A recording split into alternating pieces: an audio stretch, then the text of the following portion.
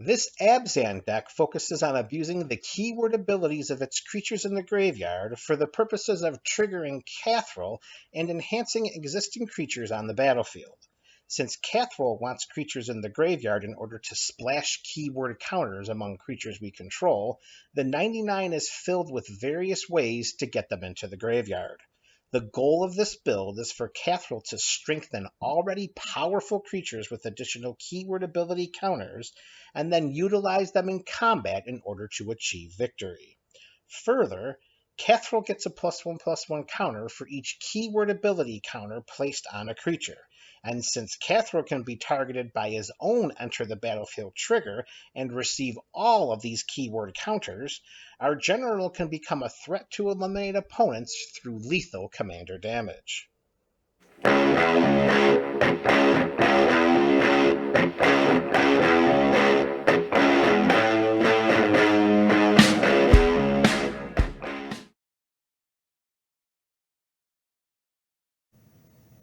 Welcome to MTG Burgeoning, your channel for all things magic.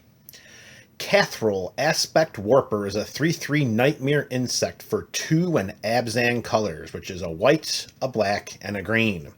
When Kathril enters the battlefield, we put a flying counter on any creature we control if a creature card in our graveyard has flying. We repeat this process for each of the following keyword mechanics: First Strike, Double Strike, Death Touch, Hexproof, Indestructible, Lifelink, Menace, Reach, Trample, and Vigilance. Then we put a +1/+1 counter on Kathril for each keyword counter put on a creature this way. So for the purposes of this Kathril Abzan EDH deck, we want to fill the graveyard with all types of creatures with all types of different keyword abilities, and then we want to use that graveyard to the best of our advantage.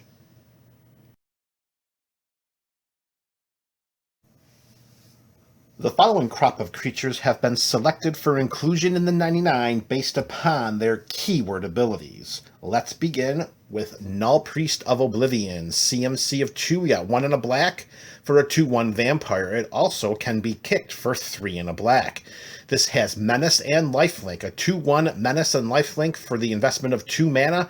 Very, very, very valuable in any kind of deck, particularly one that wants to abuse the keyword abilities.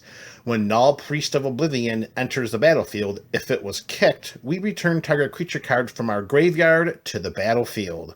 So early game, mid game, or late game, with a deck that's going to be focused on getting creatures into our graveyard, getting Null Priest of Oblivion and kicking it and returning one of those creatures to our graveyard helps in the late game, helps in the mid game, and for 1 and a black mana, it can help in the early game. Next up, staying with a mana value of 2, we have Gurmag Swiftwing, a 1/2 flying first strike haster. Now, unfortunately, for the purposes of this Kathril deck, haste is not one of the keyword abilities that can be thrown around as counters. Unfortunate, yes, but we will have some other spells later on in this deck tech that will help us to abuse having haste and make sure that we can distribute it to our army of creatures. However, for the purposes of this deck, it's another investment of 2 mana for 2 keyword abilities. Again, staying with a CMC of 2, but this time turning to mono green, we have the Basara Tower Archer, 2/1 human archer. It has hexproof and it has reach. And how about that for our first 3 creatures, each with a mana value of 2, each having 2 different keyword abilities. Again, with a mana value of 2, back to mono black, we have Gifted Aetherborn, double black for 2/3 Aetherborn vampire. It has death touch and it has lifelink. Our next keyword-centric creature is going to be one that hopefully will cause many headaches for all of the opponents at the table. And that is going to be Skullbriar, the Walking Grave. For black and a green, we have a 1/1 zombie elemental with haste. Yes, it does have haste, and again, we've already mentioned that haste is not one of the keyword abilities that Kathril can utilize. However, Whenever Skullbriar, the Walking Grave, deals combat damage to a player, we put a +1/+1 counter on it, and counters remain on Skullbriar as it moves to any zone other than a player's hand or library. So that means even though this is just for +1/+1 counters that Skullbriar can put on itself, any of the other keyword counters that are placed on Skullbriar will remain if it goes to the graveyard. And that, for the purposes of recursion, will be very advantageous, as you will see later in this deck tech. All right, leaving our CMC of 2, we're going to move up to 3, and our first is Bantu the Glorified. 2 and a black for a 4/6 god with Menace and Indestructible. Bantu the Glorified can't attack or block unless a creature died under our control this turn. We can pay 1 and a black mana and sacrifice another creature to scry 1 and have each opponent lose 1 life, and we gain 1 life. So Bantu the Glorified's attacking and blocking clause is not really that important to us. It's getting a Menace and Indestructible keyword creature into our graveyard. Next up, we have another 3-drop with Kunaros, Hound of Athreos. It's a 3/3 Hound with Vigilance, Menace, and Lifelink. Creature cards in graveyards can't enter the battlefield. Players can't cast spells from graveyards. So we need to be a little bit careful when we're toying around here with Kunaros. Investing 3 mana for 3 keyword abilities on a 3/3 body is very advantageous. However, when it is under the battlefield, we cannot recur any of our creatures straight from the graveyard onto the battlefield. We must keep in mind that that could be a problem with some of the recursive spells we are going to include in this deck tech later on in the video. Again, as you are an EDH player, you know how to read the battlefield. Just play the card accordingly. Kunaros is too valuable not to include. Next, 3-drop and another multicolored creature, we have the Leyline Prowler, 2/3 Nightmare Beast for 1 in Golgari colors.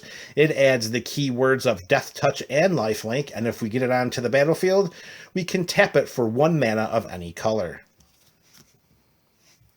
Our next 3-drop is the Sky Hunter Skirmisher. 1 in double white for a 1/1 Cat Knight. It has flying and it has double strike. We just want to make sure that we can get as many keyword abilities on these creatures as possible. Flying is great for evasion. Double strike is great for finishing off opponents. Another 3-drop we have, this is Aerial Responder. 1 in double white for a 2/3 Dwarf Soldier. It has flying, it has vigilance, and it has lifelink. So here we have another 3-drop that brings 3 keyword abilities to the party. Next up, in another 3-drop, we have Vampire Nighthawk. 1 and double black for a 2/3 Vampire Shaman. It has flying, it has Death Touch, and it has lifelink. So this is just another example of a 3-drop with 3 keyword abilities. And our last 3-drop of this subset of cards is the Nighthawk Scavenger. For all intents and purposes, we can consider the Nighthawk Scavenger to be Vampire Nighthawk version 2.0. It's a vampire rogue, it has flying, it has Death Touch, and it has lifelink. Its toughness is 3, just like Vampire Nighthawk. However, its power is equal to 1 plus the number of card types among cards in our opponent's graveyards. We can anticipate in any game of EDH that Nighthawk Scavenger's power should be at least 4 or greater. Alright, so far with our creatures, we have a bevy of 2 and 3-drops that have a number of keyword abilities, so we're not strictly relying on the big ones that are going to come later on in the game, or unfortunately earlier in the game, to service our commander. We can cast any number of these very easily during the game, mucking up the battlefield, slowing down our opponent's plans, getting those creatures into the graveyard, just to prime a casting of Kathril and make sure that we can spread out those counters as much as possible. Now we're going to move on to our 4-drop creatures, and we're going to start with a mono green Ramunap Hydra. It's 3 and a green for a Snake Hydra. It's a 3/3. It has Vigilance, it has Reach, and it has Trample. It gets +1/+1 as long as we control a desert. It gets +1/+1 as long as there's a desert card in our graveyard. I will save you the suspense right now. The deck will not have any deserts. So we're looking at, for the purposes of this deck, a 3/3 Vigilant Reaching Trampler for the investment of 4 mana. Our next 4-drop is another mono green card, and this time it is going to be Slippery Bogbonder. It's a 3/3 with flash and hexproof for 3 and a green. When Slippery Bogbonder ETBs, we put a hexproof counter on target creature. Then we may move any number of other counters from among creatures we control to that creature. So this allows a great deal of versatility and combat shenanigans. We can use this as a surprise combat trick. We can use this as an end of turn, casting on our last opponent's spell, loading up one of our creatures, potentially our commander up there middle center, and then, top center, and then we can send Kathril in for some potentially lethal commander damage. Slippery Bogbonder is one of the best cards we can include. It only has the 1 keyword ability of hexproof, but what it brings to the table with its wall of text underneath that keyword ability is most advantageous. Our next 4-drop, and one of the cards we were alluding to earlier with our haste mechanic foreshadowing, it is Odric Lunarch Marshal. It's a 3/3 for 3 and a white. This human soldier says at the beginning of each combat. Do not forget that this is the beginning of each combat and not just our combat. When that happens, creatures we control gain first strike until end of turn if a creature we control has first strike. The same is true for the following keyword abilities: Flying, Death Touch, Double Strike. There's that haste mechanic we were alluding to earlier. Hexproof, Indestructible, Lifelink, Menace, Reach, Skulk, Trample, and Vigilance. Odric Lunarch Marshal is going to spread the love amongst all of our creatures, and hopefully that will be enough to send our opponents packing. Our next 4-drop is a mono green creature. It is Toski, Bearer of Secrets. It's a 1/1 squirrel that can't be countered.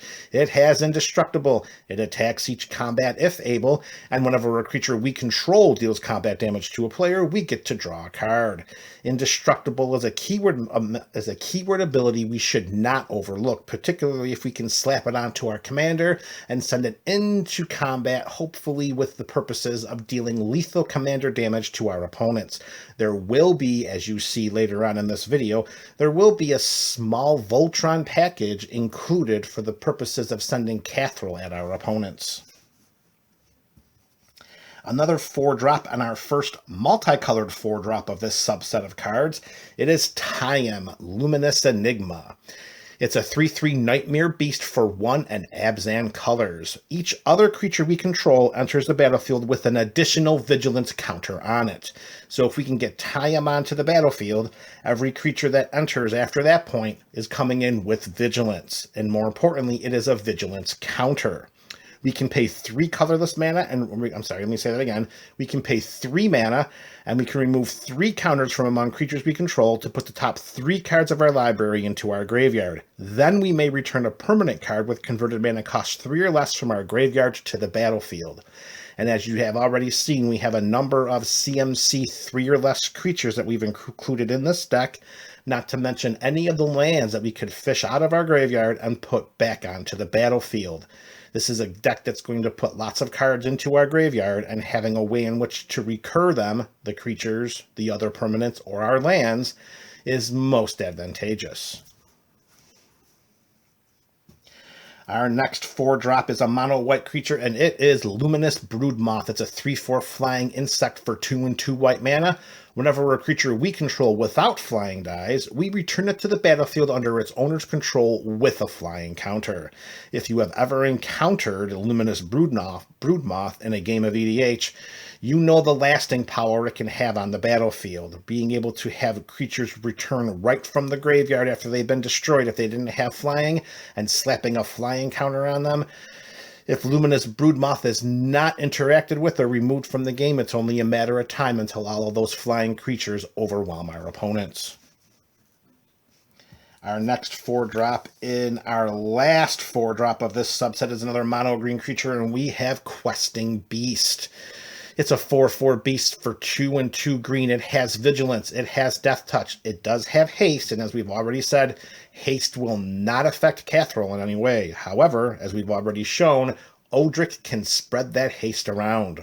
Questing Beast can't be blocked by creatures with power 2 or less. Combat damage that would be dealt by creatures we control cannot be prevented.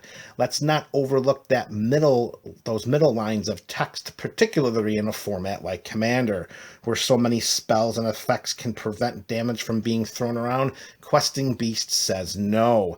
And lastly, whenever Questing Beast deals combat damage to an opponent, it deals that much damage to target planeswalker that player controls. Now, for the purposes of Questing Beast's inclusion into this deck, in my metagame, planeswalkers are very prevalent, so I wanted to make sure I can include a card such as Questing Beast as a way in which to deal with them, and deal with them promptly. Alright, moving to our 5-drops. Our first 5-drop is a mono green creature, and it is Majestic Mirrodin. For 4 green, we have a Chimera whose power and toughness are equal to the number of creatures we control. So minimally, we have a 1/1. Optimally, we have more creatures on the battlefield. At the beginning of each combat, and we have to stress that at each combat similar to Odric. Majestic Mirrodin gains flying until end of turn if we control a creature with flying. The same is true for First Strike, Double Strike, Death Touch. There's haste again. Hexproof, Indestructible, Lifelink, Menace, Reach, Trample, and Vigilance. So as Odric likes to spread the love around, Majestic Mirrodin likes to take all of that love for itself. Alright, our next 5-drop is yet another mono green creature, and this one is the Elder Gargaroth, a 6/6 for 3 and 2 green mana. It has Vigilance, it has Reach, it has Trample, and whenever it attacks or blocks, we choose one of the following 3 modes. We create a 3/3 green beast creature token, we gain 3 life, or we draw a card. Elder Gargaroth just gives and gives and gives, and we will love it for that for all the time he's in this deck. Next 5-drop and our first multicolored 5-drop of this deck, of this subset of creatures, I should say, is Nethroi, Apex of Death. It is a 5/5 cat nightmare beast for 2 and Abzan colors. It has Death Touch and it has Lifelink. And whenever this creature mutates, we return any number of target creature cards with total power 10 or less from our graveyard to the battlefield. For anyone who is unfamiliar with Mutate or just needs a refresher, Mutate, as you can see in the line of text above its keyword abilities, its Mutate cost will be 4, 2 black, and 1 of any Selesnya mana. And if we cast this spell for its Mutate cost, we put it over or under target non-human creature we own.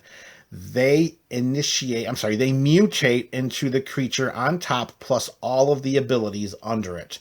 Nethroi, Apex of Death's versatility makes its inclusion in this deck very, very valuable. Even if we're just casting it for its CMC of 5, we're still getting a Death Touch and a Lifelinker, and that's just pretty good in this deck. Our next 5-drop and our second consecutive multicolored creature, it is Sigarda, Host of Herons. 2 a green and 2 white for a 5/5 angel with flying and with hexproof. Spells and abilities our opponents control cannot cause us to sacrifice permanents. With Sigarda, Host of Herons in play, you can say no to what is that spell called? To All Is Dust. Sigarda will prevent us from having to sacrifice any of those creatures. And for the purposes of my metagame, that is extraordinarily valuable. Plus, we have a 5/5 flyer with hexproof on itself. Sigarda could be a handful for the board if she's out there on our side of the battlefield. Our next and last 5-drop is a mono black creature. It is Doom Whisperer, maybe one of the most valuable creatures in the entire 99. It's a 6/6 flying trampler for 3 and 2 black mana. We may pay 2 life to surveil 2. Anyone who is unfamiliar with the surveil mechanic, that means that we can look at the top 2 cards of our library, put any number of them into our graveyard, and put the rest on top of our library in any order. So with enough life and enough top-decked creatures, and we're not even done with our creatures yet, we can fill the graveyard with Doom Whisperer's surveillability as a way in which to optimize Kathril when we cast it and it enters the battlefield. All right, our first 6-drop and only 6-drop creature of this subset of cards, it is Carnage Tyrant. It is 4 and 2 green for a 7/6 dinosaur. It can't be countered, it has trample, and it has hexproof. Now we move to our 7-drop and our only 7-drop of this subset of cards. It is a Chroma, Vision of Ixidor. It is a 6/6 angel for 5 and 2 white mana. It has flying, it has first strike, it has vigilance, and it has trample. At the beginning of each combat until end of turn, again, let's stress the fact and make sure we pay notice. It says at the beginning of each combat and not just our own. Until the end of turn, each other creature we control gets +1/+1 if it has flying, +1/+1 if it has first strike, and so on and so forth for double strike, death touch. There's that haste again. Hexproof, indestructible, lifelink, menace, protection, reach, trample, vigilance, and partner. As a 7-drop, we could consider a Chroma, Vision of Ixidor a win condition in this deck.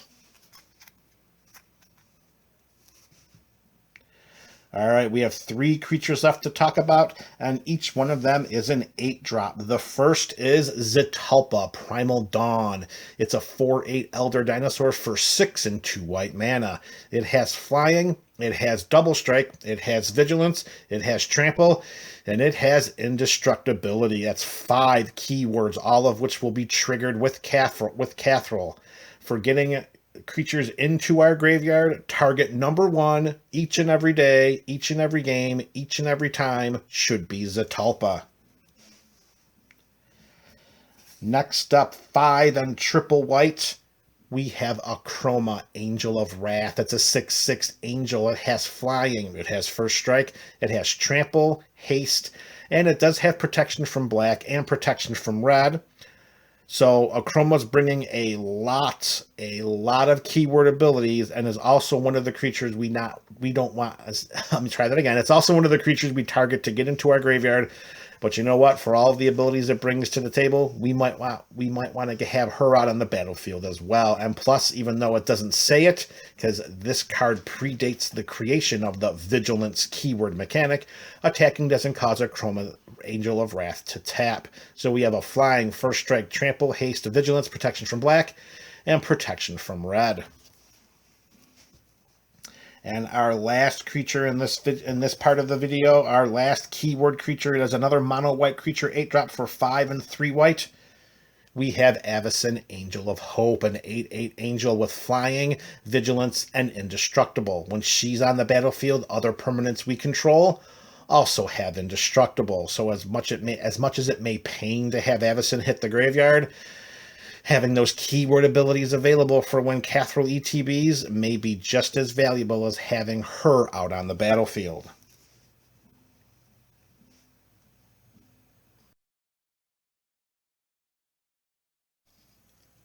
Since we have constructed a graveyard-specific deck where our commander needs to have specific types of cards in the graveyard, it makes a lot of sense for us to also have a graveyard-centric package of cards as a way in which to enhance and strengthen the overall theme of this deck. The following are those cards.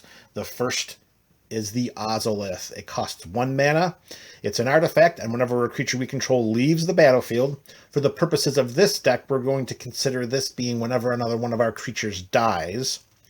If it had any counters put on it, put those counters on the Ozolith. At the beginning of combat on our turn, if the Ozolith has any counters on it, we may move all counters from the Ozolith onto target creature.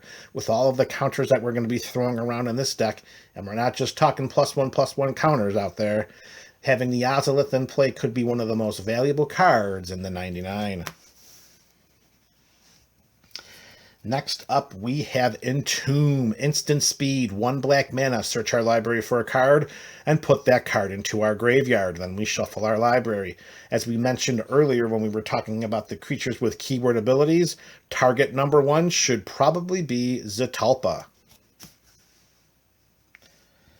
Next up, we're going to shift from Artifact to Instant to Enchantment, and we're going to talk about Tortured Existence. For 1 black mana, we can pay a black, we can choose and discard a creature card to return target creature card from our graveyard to our hand. Lots of versatility is provided by this little-known enchantment. We can have this out onto the battlefield, and we can pretty much pick and choose any creature in our hand, getting it into the graveyard in order to really enhance and set up what Kathril wants to do. Plus, we can get a more valuable creature from our graveyard back into our hand that perhaps we want out on the battlefield. Next, we're going to move to a 2-drop. It's an instant, it's mono green, and it's Grapple with the Past. 1 in a green, we can put the top 3 cards of our library into our graveyard. Then we may return a creature or land card from our graveyard to our hand. Self-mill for 3 at instant speed for just 2 mana. We can keep the creatures in the graveyard and ensure another land drop as we put a land into our hand. Next up, we have CMC of 2, but I can guarantee you we will most likely never cast this creature for just 2. It is Old Stick Fingers. It has X in its mana cost, but its CMC is 2 because of the black and green mana. It is a horror, and whenever we cast this spell, we reveal cards from the top of our library until we reveal X creature cards. Put all creature cards revealed this way into our graveyard, then put the rest in the bottom of our library in a random order. Old Stick Fingers' power and toughness are equal to the number of creature cards in our graveyard. So I suppose we could cast this for green and black, but if we do, we're just getting a creature with a static, not static, but we're getting a creature whose power and toughness is just equal to the creatures in our graveyard and not filling that graveyard. And for what we want to do in this deck, that would be a disaster. So we want to make sure we pump as much mana into X as we can so we can get those creature cards into the graveyard. Staying with the mana value of 2 and another mono green card, but this time we're going to talk about our first sorcery. It is Life from the Loam. 1 in a green, we can return up to 3 target land cards from our graveyard to our hand. Because we're so focused on getting cards into our graveyard, it seems inevitable that the graveyard will be filled with lands. Casting Life from the Loam allows us to take 3 of those lands and put them right into our hand. As an additional bonus, this has the Dredge mechanic, and here it's Dredge 3. If we were to draw a card, instead we may put exactly 3 cards from the top of our library into our graveyard. If we do, we return this card from our graveyard to our hand. This is the card that can help continue getting cards into the graveyard and lands into our hand. Anyone who has any experience playing with Life from the Loam knows that in a graveyard-specific deck, this may be one of the most powerful cards you can include in the 99. Another 2-drop. This one a creature. Yes, this one is a creature. We chose not to include this creature with the keyword creatures because it's a lot more valuable over here in the graveyard specific side, and you're going to see why in one moment. It is Lotleth Troll. It is 2/1 zombie troll for a black and a green mana, and look at that, it actually has a keyword mechanic. It's Trample. We can also pay a black mana to regenerate Lotleth Troll. However, the most valuable feature of this creature is that we can discard a creature card to put a +1/+1 counter on Lotleth Troll. We don't need to activate any other abilities. We don't have any timing restrictions. We can empty every creature from our hand right into the graveyard at instant speed, making Lotleth Troll one of the best ways we can get creatures from our hand into the graveyard. Our next 2-drop and another enchantment. This is a mono green card, and it is Survival of the Fittest. For 1 and a green mana, we put this enchantment down. We can pay a green mana to choose and discard a creature card. Then we can search our library for a creature card, reveal it to all players, and then put it into our hand. If we have a big one that we need to get into the graveyard, we can activate Survival of the Fittest, put it there, and find a creature that we may need depending on the board state. Survival of the Fittest is one of the most valuable cards in the 99. Actually, it is the most valuable card in the 99. Next up in our last 2-drop, we have what we can consider Survival of the Fittest 2.0 stapled onto a creature. It is Fauna Shaman. For 1 and a green mana, it's a 2/2 elf shaman where we can pay a green mana, tap her, discard a creature card, and search our library for a creature card, reveal it, and put it into our hand. This is what Survival of the Fittest does on a 2/2 body. Now we move to the 3-drops of this deck, and the first one we're going to talk about is Crucible of Worlds. As we've already said, many cards are going to be put into the graveyard. Sometimes we have no choice what goes there. Having an artifact that allows us to play lands from our graveyard could be extremely valuable because we always will have a land drop. Our next 3-drop needs little introduction and even less discussion. It is Eternal Witness. 2/1 human shaman for 1 and 2 green. When it ETBs, we return target card from our graveyard to our hand. Alright, our next and last 3-drop is one of the cards that we can definitely look to fill some of the biggest, to put some of the biggest creatures into our graveyard straight from our library. And that is 1 copy of Buried Alive. 2 and a black mana, we search our library for up to 3 creature cards and put them into our graveyard. And of course we shuffle our library. Imagine casting this and putting a Chroma, Angel of Wrath, Zitalpa, Primal Dawn, and Avacyn, Angel of Hope, all into the graveyard at the same time. Buried Alive could be one of the cards we consider getting into our hand as quickly as possible. Now we're going to move to the only 4-drop in this subset of cards, and this also is going to be a fantastic way to get creatures into the graveyard. That is 1 copy of Greater Good. 2 and 2 green enchantment. We can sacrifice a creature and draw cards equal to the sacrificed creature's power, and then discard 3 cards. We do have quite a number of creatures with a power 3 or greater, plus we are able to filter the cards that we so choose to discard. Note that the cards we draw are not the cards that specifically need to be discarded. We can have creature cards in our hand that we discard as a result, and that were already there before we sacrifice the creature. Greater Good is a great way to save our creatures from being taken, save our creatures from being exiled, and we get to benefit by drawing some cards and further filling the graveyard. Alright, we have 2 5-drops. One is a mono black sorcery, and it is Living Death. 3 and 2 black. You know what Living Death does, folks, and in a graveyard-specific deck, you know how powerful this recursion spell can be. Each player will exile all creature cards from their graveyard. Then each player sacrifices all creatures they control. Then each player puts all of the cards they exiled this way onto the battlefield. We can consider Living Death to be one of our win conditions, particularly if the stars align and we're able to have Odric give haste to all of those creatures entering the battlefield, meaning that we can attack with them as soon as they hit the field. I will throw a little bit of a word of caution out there for anyone who has any experience or no experience at all in dealing with Living Death. You want to make sure that you are well aware of what's in your opponent's graveyards. There have been some times because of what's in an opponent's graveyard, it may not be the most advantageous time to cast that spell. Alright, our last 5-drop and second last card of this graveyard-specific subset, we have Underrealm Lich, a 4/3 zombie elf shaman for 3 and Golgari colors. If we were to draw a card, instead we look at the top 3 cards of our library, put one of them into our hand, and the rest into our graveyard.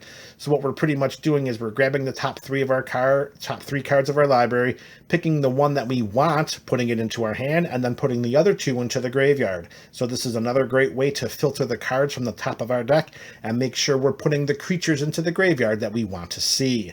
And lastly, we can pay 4 life, and Underwhelm Lich gains indestructible until end of turn, and then we have to tap it. So not only does this give us the ability to fill our yard and filter the top of our deck, this also allows us to have a ground blocking chump blocker, and we can make indestructible at the cost of 4 life each and every time. Alright, and our last graveyard-specific card for this subset of the video, it is a CMC of 7, and it brings the full color of Abzan to light. It is Eerie Ultimatum. It is 2 white, 3 black, and 2 green for a sorcery, and we return any number of permanent cards with different names from our graveyard to the battlefield.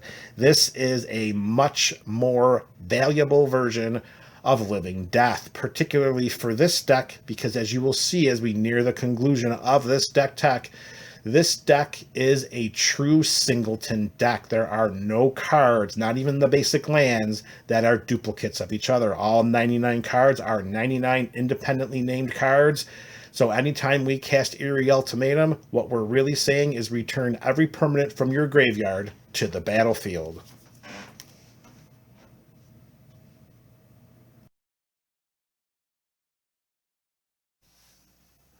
Here are the removal and disruption spells included in the 99 for the purposes of slowing down our opponents as we try to formulate our game plan and let Kathril do what Kathril wants. Spell number 1, very little introduction and even less to discuss. It's Swords to Plowshares. It may be the best single removal spell in the format. 1 white mana at instant speed, exile a creature, and that creature's controller gains life equal to the creature's power. Swords of the Plowshares is in there because we're playing white. Removal spell number 2, similar to Swords to Plowshares, this is Path to Exile. Again, it's 1 white mana at instant speed. We exile target creature. Its controller searches their library for a basic land and puts it onto the battlefield tapped. Now, I'm not usually one to give an opponent a free basic land. However, in our format, sometimes swapping out a problematic or troublesome creature for a basic land, it is the right move to make. In addition to, sometimes you're lucky and the opponent won't even have a basic land in their library. Removal spell number 3 in a 2 or 4 mana cost spell, depending on what you choose. We have Damn. For 2 black mana, we destroy target creature. A creature destroyed this way cannot be regenerated. However, if we overload this bad boy by paying 2 and 2 white mana instead of the 2 black, then we destroy each creature, and a creature destroyed this way can't be regenerated. So Damn is either wiping out 1 creature or Wrath of Godding the board. Next up in the 3-drop spot is an instant speed removal, Generous Gift. 2 and a white, destroy target permanent. Its controller creates a 3/3 green elephant creature token. We care nothing about this token. All we need to know is that we can cast this at any time, at any point in the game, and pick any permanent to destroy. The 3/3 green elephant, we don't care about that. Generous Gift's so good it was spawned just because of Beast Within, the original 2 and a green instant speed, destroy target permanents. Instead of an elephant, they get a 3/3 green beast creature token. Everything that was said about Generous Gift applies to Beast Within, except it's 2 and a green versus 2 and a white. Still sticking with a 3 CMC, we have an enchantment. It is Pernicious Deed, 1 in Golgari colors. We can pay X. We can sacrifice Pernicious Deed to destroy each artifact, creature, and enchantment with converted mana cost X or less. Sometimes we need to pull the kill switch as a way in which to reset the board if the game seems to be tipping out of our favor. Additionally, this could be looked at as a way in which to get more of those valuable keyworded creatures from the battlefield and put them into the graveyard. But let's not make any mistake about it there, MTG BC. This card is being included as a way in which to keep our opponents at bay. All right, sliding up to a CMC of 4, we have Return to Dust. 2 and 2 white at instant speed. We exile target artifact or enchantment, but if we cast this spell during our main phase, we may choose to exile up to 1 other target artifact or enchantment. For me, Personally, I generally like to cast this during my main phase. I like to 2-for-1, and I like to 2-for-1 with a spell like this, particularly because it doesn't destroy.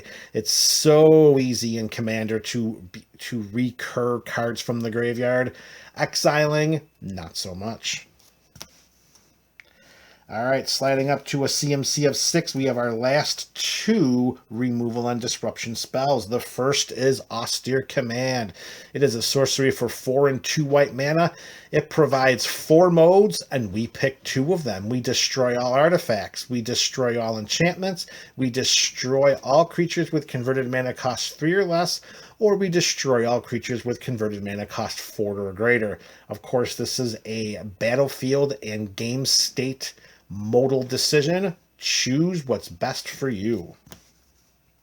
And lastly, another 6 CMC sorcery that provides multiple modes. This time we can only choose 1. We have Merciless Eviction, 4 and Orzhov colors. Choose 1. Exile all artifacts, exile all creatures, exile all enchantments, or exile all planeswalkers. Again, as we said earlier when we were talking about Return to Dust, exiling is preferred over destroying.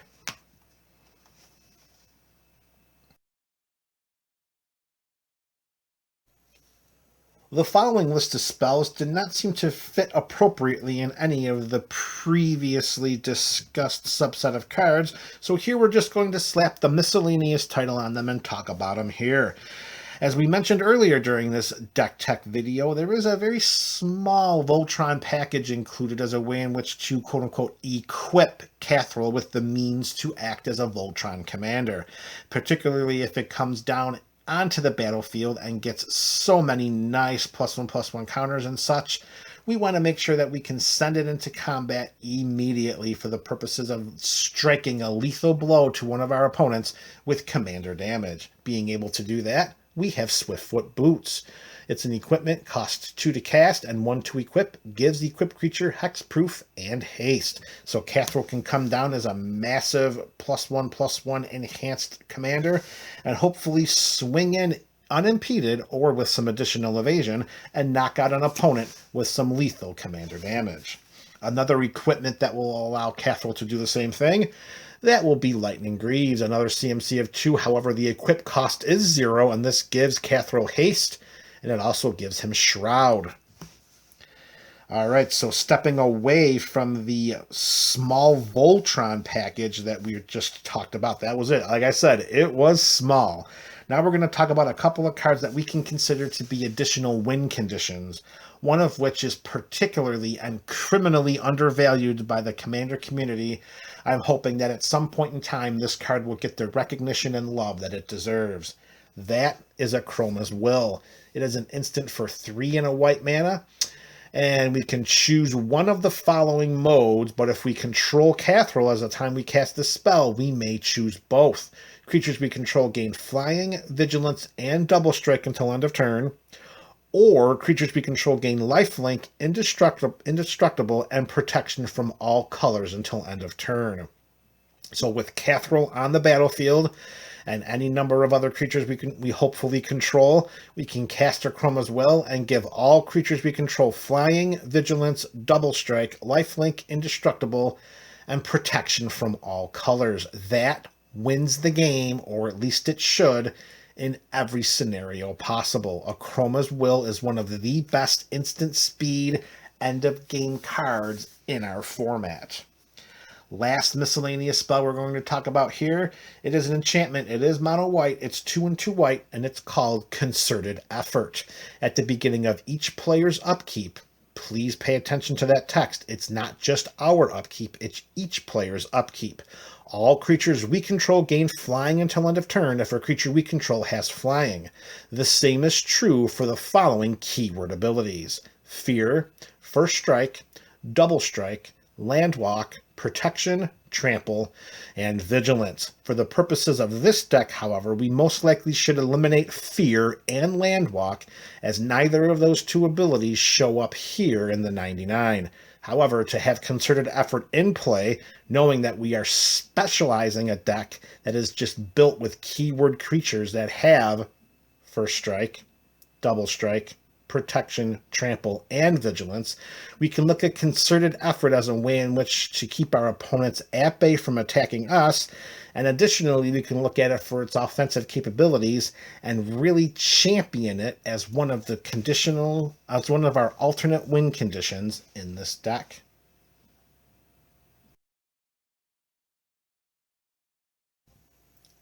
As we conclude with this deck tech video, we are going to dissect the mana base. We're going to talk about some mana rocks, we're going to talk about some ramp spells, and then we're going to transition to the lands. First, we're going to talk about is an artifact that needs no introduction. It is the best artifact in our format. It is Sol Ring, and it is in the 99.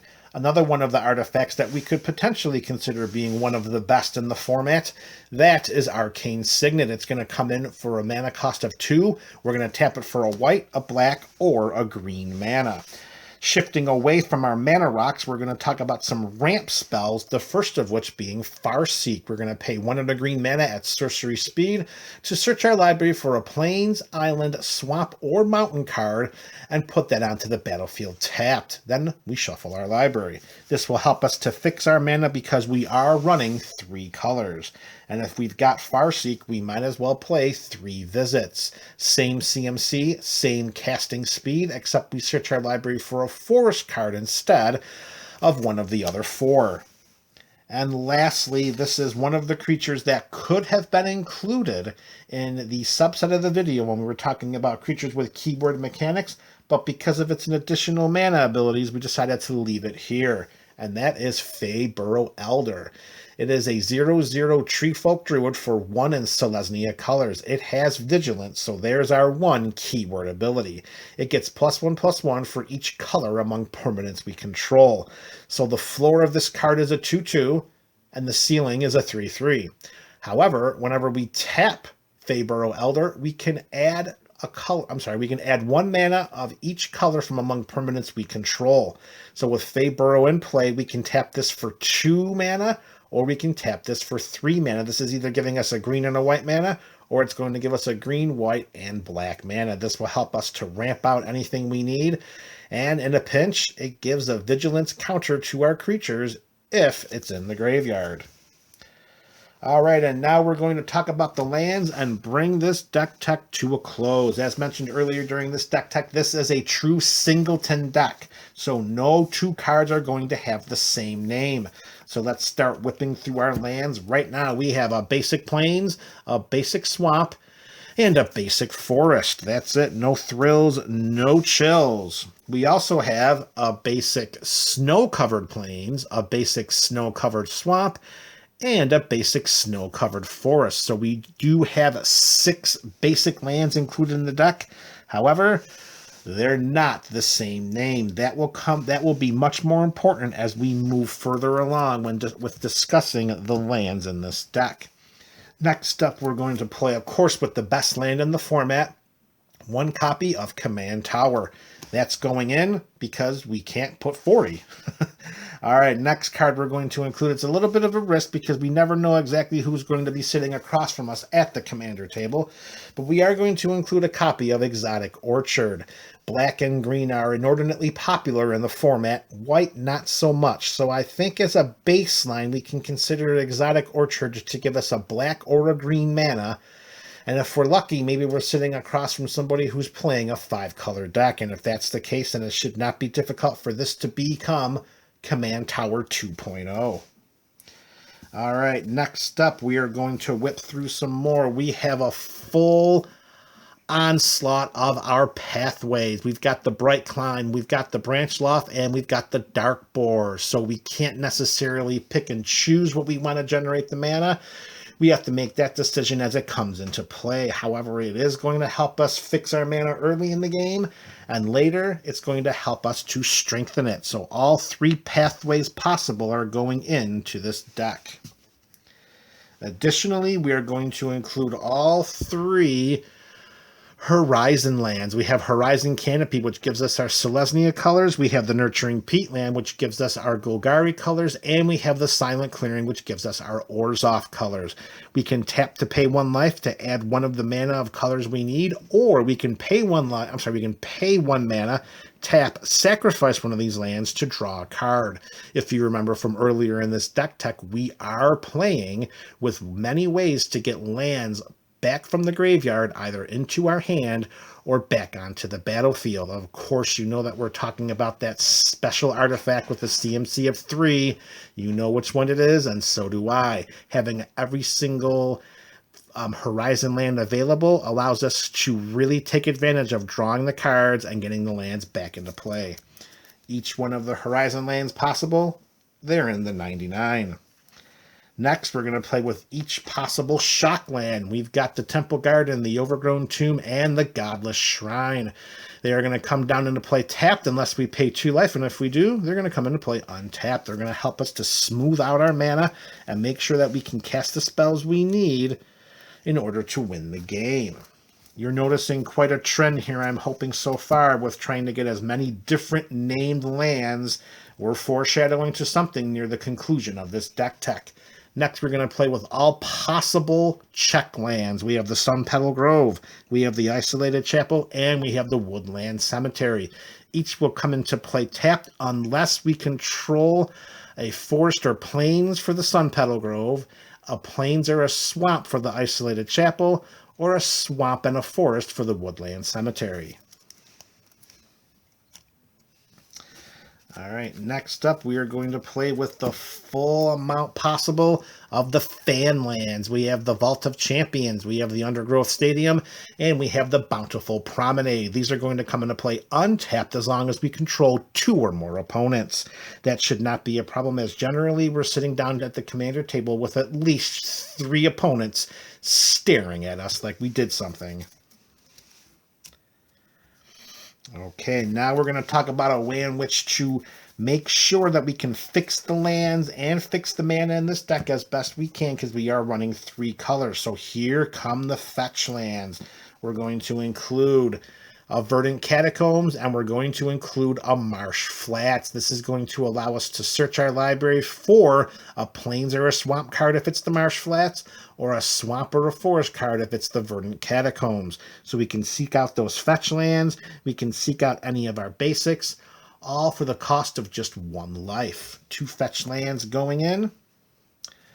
And to help accentuate that, we are also going to play with a copy of Prismatic Vista.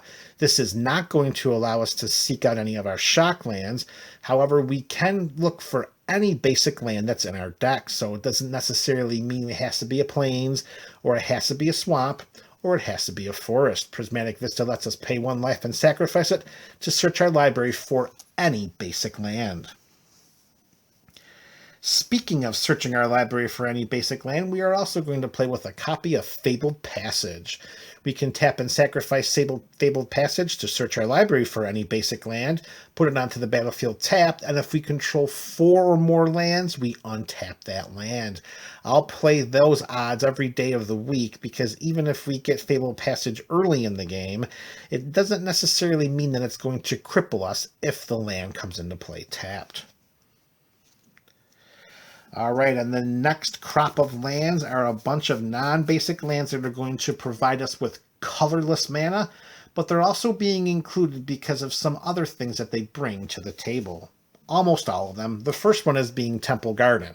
That's just going to give us 2 colorless mana as long as we control 5 or more lands. Next is Rogue's Passage. We tap for 1 white mana. We tap for a colorless mana. We tap 4, we tap the Rogue's Passage, and target creature can't be blocked this turn. Again, thinking about what we can do with the commander, thinking about maybe utilizing this as part of the Voltron package. Rogue's Passage can really be used to help us further our game plan. Plus, notice it doesn't say target creature we control, it says target creature. Any creature. It could be one of our opponent's creatures. And in just backing up for a moment, that was Temple of the False God, not Temple Garden. Remember, we can't play with 2 Temple Gardens, folks. So that's 1 Temple of the False God and 1 Temple Garden. Next up, we have a Reliquary Tower. It's going to give us 1 colorless mana, but more importantly, it lets us have no maximum hand size. I want to make sure if at any point in the game we have more than 7 cards in our hand, I want to be able to keep those cards in my hand and pick and choose what I discard. We have many discard effects woven into the 99 of this deck. I don't want Reliquary Tower to be absent, forcing me to discard cards I may not want to. Next, we have Nesting Grounds. This card was made for Kathril, Aspect Warper. It taps for a colorless mana, but we can pay 1 mana, tap it, and move a counter from target permanent we control onto another target permanent. We can only activate this ability anytime we could cast a sorcery. That last line of text kind of trips up how effective Nesting Grounds could be, but can you imagine if that were something that we can activate at instant speed? That may be overpowered, particularly in a deck like this. All right, next we have Grim Backwoods. Taps for a colorless, but we can pay 2, pay Golgari colors, tap to sacrifice one of our creatures, and we can draw a card. So we can utilize this land to prevent any of our opponents from exiling any of our creatures or from taking any of our creatures away from us. Plus, with the benefit of getting one of our so valuable keyworded creatures into the graveyard and giving us the option of not giving us the option, but also allowing us to draw a card. Gavany Township gives us a colorless mana, but we can pay 2 in Selesnya colors and tap it to put a +1/+1 counter on each creature we control. Imagine throwing around +1/+1 counters all over the creatures with Kathril leading the way. That is a land that can get out of control very quickly in this deck. Next, we have Crawling Barrens. It can give us a colorless mana, but we can pay 4 mana to put 2 +1/+1 counters on it. Then we may have it become a 0/0 elemental creature until end of turn. It's still a land. This is a fantastic mana sink in the late game, particularly because you do not have to have the land become a creature unless you so choose. So you can end of turn activate this, and then have the +1/+1 counters put on, but not have it become a creature. That is more valuable than it may seem. 2 lands left. The next one is Command Beacon. It gives us a colorless mana, we can tap and sacrifice it to put our commander into our hand from the command zone. We can anticipate Kathril probably taking some lumps during the game. Having a Command Beacon in play allows us to get Kathril into our hand and skirt around all of those commander taxes. And here it is, folks, the card that we've been building up for, the reason why we have a singleton deck. This is card number 99 of the 99. And it is Field of the Dead. It comes into play tapped. It can give us a colorless mana. Whenever this or another land enters the battlefield under our control, if we control 7 or more lands with different names, and we will because every single land has a different name, then we can create a 2/2 black zombie creature token. This will allow us a great deal of versatility and value, and another way in which to spread out all of our various counters among the creatures we control. They don't necessarily have to be ones we cast for those creature counters to come down and be valuable. They can also be from the zombies created by Field of the Dead. And there you have it. This is MTG Burgeoning's Kathril Aspect Warper Abzan EDH deck. Let me know your thoughts in the comments section below. This is MTG Burgeoning, your channel for all things magic.